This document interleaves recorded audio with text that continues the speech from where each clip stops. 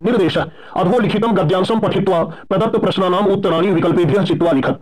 नीचे लिखे गए गद्यांश को पढ़कर दिए गए प्रश्नों के उत्तर विकल्पों में से चुनकर लिखें। आदि काव्यम रामायणम मम प्रिय पुस्तकम। आदि काव्य रामायण मेरा प्रिय पुस्तक है। भगवतो मर्यादा पुरुषोत्तमस्य श्री रामचंद्रस्य पावनम चरित्रम रामायणे प्राप्यते। भगवान मर्यादा पुरुषोत्तम श्री रामचंद्र के पावन चरित्र रामायण में प्राप्त होता है। आदि कवि वाल्मीकि अस्य लेखकः आसीत्। आदि कवि वाल्मीकि इसके लेखक थे। तस्य रचना आदि काव्यम इति वेद विदुषाम मतम रामायणम अनुष्टुप छंदसी लिखितम। उनकी रचना आदि काव्य विद्वानों के मत में माना जाता है। रामायण अनुष्टुप छंद में लिखा हुआ है। रामायणे श्लोक संख्या 24 सहस्रम वर्तते। रामायण में श्लोकों की संख्या 24,000 है। देवर्षि नारदस्य प्रेरणया ब्रह्मण वचनेन च आदि कविना इदम काव्यम विरचितम। देवर्षि नारद की प्रेरणा से और ब्रह्मा जी के वचन से आदि कवि के द्वारा इस काव्य को लिखा गया। अस्मिन काव्ये सप्त कांडानि विद्यन्ते। इस काव्य में अर्थात इस रामायण नामक महाकाव्य में 7 कांड हैं। तो यह गद्यांश है। अब इस पर आधारित प्रश्नों के उत्तर आपको करने हैं। पहला प्रश्न, रामायणे कस्य चरित्रम प्राप्यते। रामायण में किसका चरित्र प्राप्त होता है? नारदस्य, लेखकस्य, श्री रामचंद्रस्य, हंसस्य। इसका उत्तर होगा तीसरा विकल्प गौ नंबर श्री रामचंद्रस्य। दूसरा प्रश्न, रामायणस्य लेखकः कः आसीत्। रामायण के लेखक कौन थे? रविंद्र, साकेतः, तुलसीदास, वाल्मीकि। इसका उत्तर होगा चौथा विकल्प घ नंबर वाल्मीकि। तीसरा प्रश्न, रामायणम कस्मिन् छंदसि लिखितम। रामायण किस छंद में लिखा गया है? अनुष्टुप, इंद्रवज्रा, शार्दूल विक्रीडितम, वंशस्थ। इसका उत्तर होगा पहला विकल्प क नंबर अनुष्टुप। चौथा प्रश्न, रचनाकार इति पदस्य किम पर्यायवाची पदम अत्र प्रयुक्तम। रचनाकार इस पद का क्या पर्यायवाची पद यहां प्रयुक्त हुआ है? अर्थात इस गद्यांश में रचनाकार का पर्यायवाची पद क्या प्रयुक्त हुआ है? कवि, लेखक, रचयिता, ग्रंथकार। इसका उत्तर होगा दूसरा विकल्प ख नंबर लेखक। पांचवा प्रश्न, छंदसी इति पदे का विभक्ति अस्ति। छंदसी इस पद में कौन सी विभक्ति है? सप्तमी, षष्ठी, पंचमी, चतुर्थी। तो इसका उत्तर होगा पहला विकल्प क नंबर सप्तमी। खंड ख, पठित अवबोधनम। इसमें आपकी पाठ्य पुस्तक से प्रश्न है। देखिए निर्देश, अधोलिखितानाम प्रश्नानाम उत्तराणि विकल्पेभ्यः चित्वा लिखत। नीचे लिखे गए प्रश्नों के उत्तर विकल्पों में से चुनकर लिखें। छठा प्रश्न, कवि वीणा पाणिम किम वादयितुम कथयति। कवि वीणा पाणी को अर्थात सरस्वती को क्या बजाने के लिए कहते हैं? वंशिम, वीणाम, ढोलकम, करतालम। इसका उत्तर होगा दूसरा विकल्प ख नंबर वीणाम। सातवां प्रश्न, वसंते कीदृशाः रसालाः लसन्ति। वसंत में कैसे रसाल शोभायमान होते हैं? रसाल अर्थात आम। नीरसाः, सरसाः, हरिताः, रक्ताः। इसका उत्तर होगा दूसरा विकल्प ख नंबर सरसाः अर्थात रस से युक्त। आठवां प्रश्न, सरस्वती इति पदस्य समानार्थकम पदम किम। सरस्वती इस पद का समानार्थक पद क्या है अर्थात पर्यायवाची पद क्या है? तीरे, अलीनाम, वाणी, रसालः। इसका उत्तर होगा तीसरा विकल्प गौ नंबर वाणी। नवां प्रश्न, तटे इति पदे का विभक्ति प्रयुक्ता। तटे इस पद में कौन सी विभक्ति प्रयुक्त हुई है? तृतीया, सप्तमी, षष्ठी, प्रथमा। इसका उत्तर होगा दूसरा विकल्प ख नंबर सप्तमी। 10वां प्रश्न, नीरसः इति पदस्य विलोम पदम किम। नीरसः इस पद का विलोम पद क्या है या विपर्याय पद क्या है या विपरीतार्थक पद क्या है? प्राचीनम, शीघ्रम, सरसः, शेमुषी। इसका उत्तर होगा तीसरा विकल्प गौ नंबर सरसः। नीरसः का विलोम सरसः। 11वां प्रश्न, बालिकया पूर्वम किम न दृष्टम आसीत्। लड़की के द्वारा पहले क्या नहीं देखा गया था? स्वर्णकाकम, स्वर्ण मयूरम, स्वर्ण मृगम, स्वर्ण पत्रम। तो वैसे लड़की के द्वारा इनमें से तो कुछ भी नहीं देखा गया था, लेकिन इस पाठ के अनुसार यहां होगा स्वर्ण काकम, क्योंकि पाठ में ऐसा वर्णन आया है कि लड़की ने पहले कभी सोने का कौवा नहीं देखा था। तो इसका उत्तर होगा पहला विकल्प क नंबर स्वर्ण काकम। 12वां प्रश्न, बालिका वृक्षस्य उपरि किम दृष्ट्वा आश्चर्यचकिता अभवत्। लड़की वृक्ष के ऊपर क्या देखकर आश्चर्यचकित हुई? फलानि, पुष्पाणि, प्रासादः, पत्राणि। इसका उत्तर होगा तीसरा विकल्प गौ नंबर प्रासादः। प्रासादः का अर्थ होता है महल। लड़की वृक्ष के ऊपर महल को देखकर, सोने के महल को देखकर आश्चर्यचकित हुई। 13वां प्रश्न, प्रथमा बालिका केन सोपानेन स्वर्ण भवनम आसनाद। पहली लड़की किस सोपान से, किस सीढ़ी से स्वर्ण भवन में आई या स्वर्ण भवन में पहुंची? ताम्र सोपानेन, काष्ठ सोपानेन, रजत सोपानेन, स्वर्ण सोपानेन। विद्यार्थियों, मैं आपको यहां स्पष्ट कर देना चाहता हूं कि जब पहली लड़की से कौवा के द्वारा पूछा गया कि तुम किस प्रकार की सीढ़ी से इस महल में आना चाहती हो, सोने की सीढ़ी से, चांदी की सीढ़ी से, तांबे की सीढ़ी से, तो उसने तांबे की सीढ़ी का चयन किया था, लेकिन उसे सोने के महल में सोने की सीढ़ी से लाया गया था। इसलिए इसका उत्तर होगा चौथा विकल्प घ नंबर स्वर्ण सोपानेन। 14वां प्रश्न, गर्विता बालिका कीदृश स्थाल्याः चयनम अकरोत्। घमंडी लड़की ने कैसी थाली का चयन किया था? स्वर्ण स्थाल्याः, रजत स्थाल्याः, ताम्र स्थाल्याः, कांस्य स्थाल्याः। तो इसका उत्तर होगा पहला विकल्प क नंबर, स्वर्ण स्थान लिया। घमंडी लड़की से जब पूछा गया तो उसने सोने की थाली को चुना था, जबकि उसको तांबे की थाली में भोजन कराया गया था। 15वां प्रश्न, लुब्धया बालिकया कस्य फलम प्राप्तम, लोभी लड़की के द्वारा किसका फल प्राप्त किया गया? परिश्रम का, परिश्रमस्य, पापस्य, ज्ञानस्य, लोभस्य। तो इसका उत्तर होगा चौथा विकल्प घ नंबर, लोभस्य। उसने लोभ का फल प्राप्त किया। 16वां प्रश्न, मल्लिका पूजार्थम कुत्र गच्छति, मल्लिका पूजा करने के लिए कहां जाती है? देवघर मंदिरम, काशी विश्वनाथ मंदिरम, मथुरा, द्वारका। इसका उत्तर होगा दूसरा विकल्प ख नंबर, काशी विश्वनाथ मंदिरम। मल्लिका पूजा करने के लिए अपनी सखियों के साथ काशी विश्वनाथ मंदिर जाती है। 17वां प्रश्न, उमा याह पितामहेन कति शेटक मितम दुग्धम अपेक्षते स्म, उमा के पितामह अर्थात दादाजी के द्वारा कितने लीटर दूध की अपेक्षा की गई थी?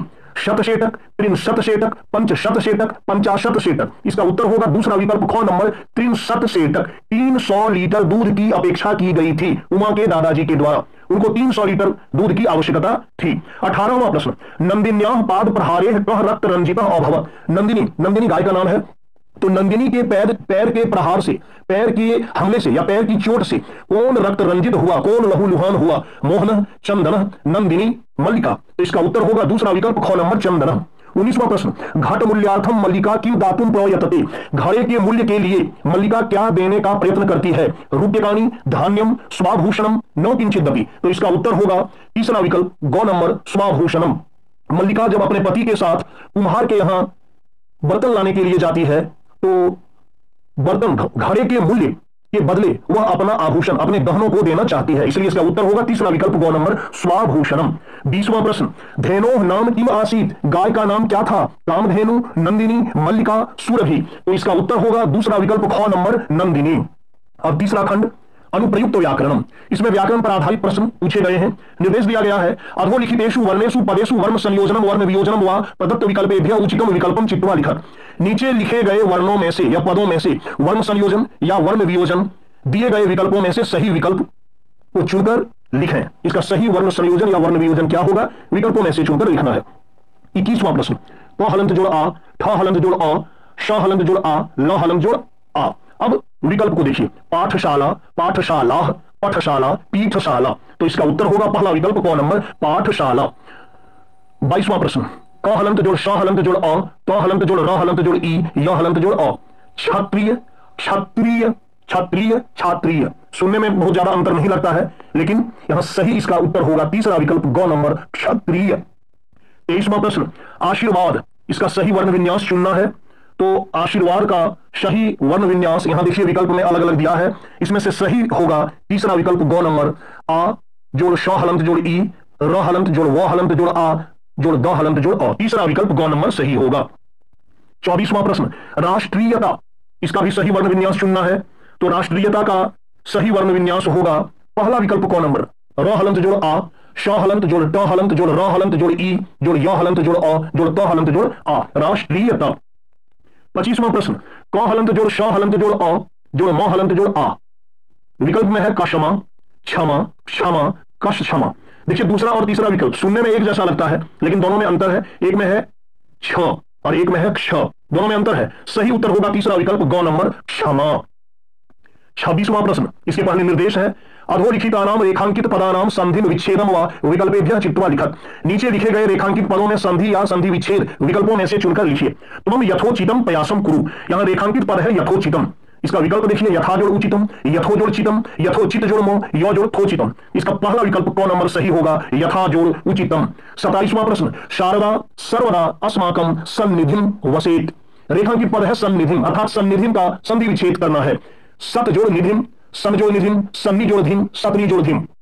इसका उत्तर होगा पहला विकल्प क नंबर, सत जोड़ निधिम। 28वां प्रश्न, हरिम जोड़ वंदे, यही रेखांकित है और इतना ही दिया गया है। हर वंदे, हरिम वंदे, हरि वंदे, हरा वंदे। इसका उत्तर होगा दूसरा विकल्प ख नंबर, हरिम वंदे।